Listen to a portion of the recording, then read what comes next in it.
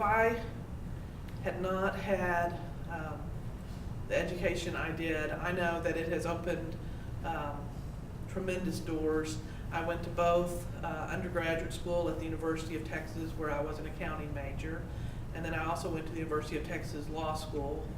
And that education has allowed me not only to practice as a lawyer for 14 years, but then let me come to the nonprofit sector and get involved with that and be very knowledgeable and helpful, in the nonprofit sector, making a difference in the community, but as a staff person, not just as a volunteer, although I've certainly volunteered for many years prior to that. But that education has made all the difference in the world. It also makes a difference when you're first meeting people. If you're interviewing for a job, they look at your resume and they come to conclusions based on what your education is, and it helps a lot. I think that ConMiMADRE's vision is incredibly important. I've been connected with what is now ConMiMADRE in some way or another since its very first was conceived as an idea by the Junior League, when they realized that the number of Hispanic girls who were graduating high school and AISD was so incredibly low that it was, almost not believable.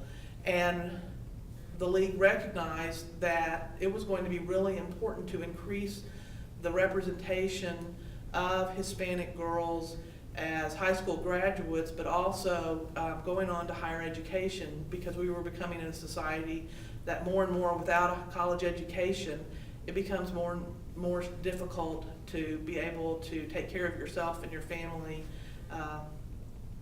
in a very, very good way. One of the things that I think that the next generation of women leaders will be able to bring is that they can be very supportive of each other.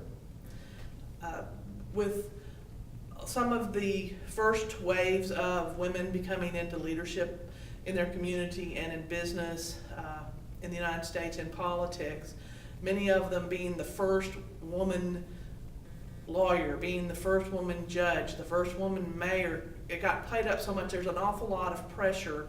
And it also, for those people, they sometimes are put on a pedestal, and they didn't necessarily get there with other women helping them, and so they didn't necessarily know how to reach down and bring other women up with them.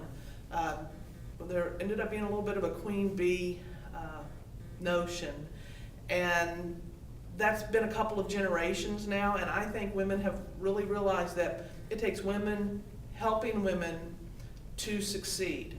That it's not that we don't want men to succeed as well, but women understand what other women are going through, and they need to, embrace other women who are trying to move forward in their career, move forward in their education, and move forward in their community.